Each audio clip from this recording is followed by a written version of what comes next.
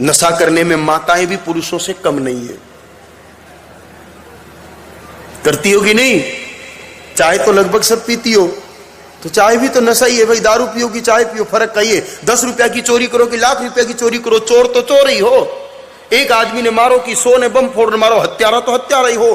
तो चाय पियो कि दारू पियो, बात तो नशा ही है भाई। और चाय भी कोई अच्छी चीज नहीं है।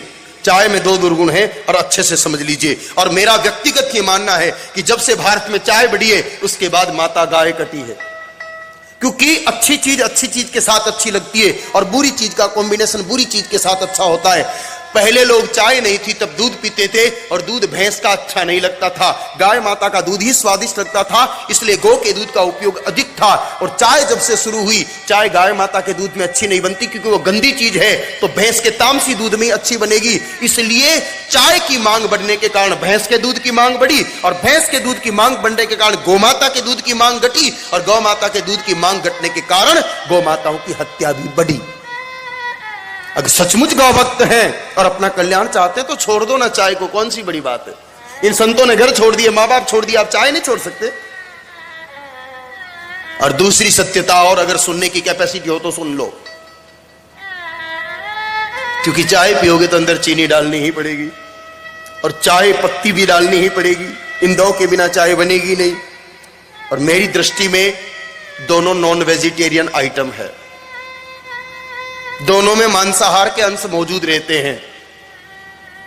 कुछ कंपनियों की चाय को छोड़ करके बाकी चाय में तो होते हैं और चीनी में तो होता ही है। क्योंकि चीनी जब बनाई जाती है, चीनी को, शक्कर को, व्हाइट शुगर को व्हाइट करने के लिए चारकोल का इस्तेमाल किया जाता है और चारकोल का जो निर्माण होता है वो बोन एश यानी कि हड्डियों के चूरे से ही होता है। इंक्वायरी कर लो, मेरी बात मत मानो। शुगर मिल में जाके पता करो कि शक्कर को व्हाइट करने का तरीका क्या है। हमारे पूर्वज गुड़िया खांड खाते थे, कड़कड़ खांड खाते थे, वो तो आजकल आप लोगों को पसंद आती नहीं। चाय में सफेद शक्कर डालते हो,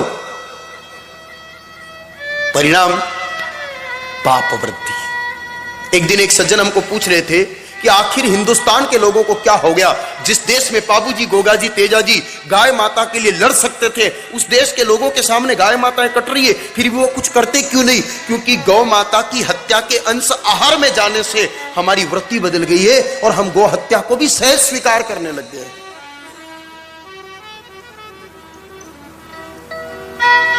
चाहे नैतिक दृष्टि से भी ठीक नहीं है, आर्थिक दृष्टि से भी ठीक नहीं है और स्वास्थ्य की दृष्टि से भी ठीक नहीं है।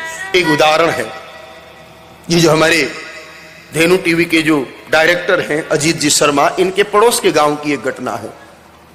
बिल्कुल नजदीक गांव है इनके, टॉडगढ़। पहले उसका नाम बरसावाड़ा था लेकिन कर्नल टॉड वहां आकर रहा, इसलिए उसका नाम कर दिया टॉडगढ़। कर्नल टॉड जब पहली बार एक कार लेके आया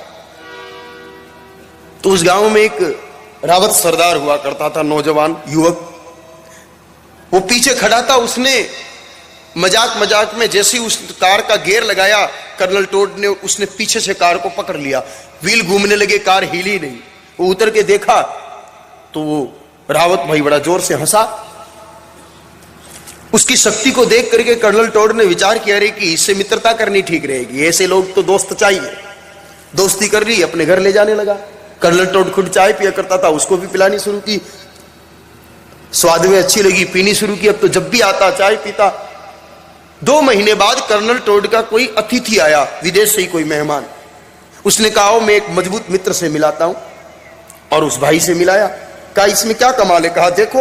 और फिर उस भाई को कहा कि देख तू कार को उस दिन पकड़ा वैसे पकड़।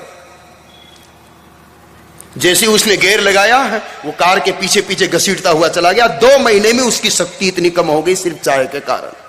या आप टॉडगढ़ की किसी भी व्यक्ति को जाके पूछ लो, ये कथा हर घर में कही जाती है। वहां टॉडगढ़ के लोग सब जानते हैं इस बात को। यह है चाय का शारीरिक नुकसान।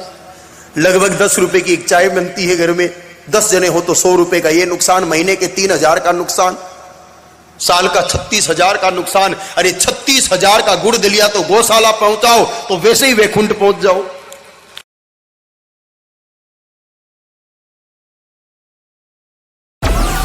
डाउनलोड मौज।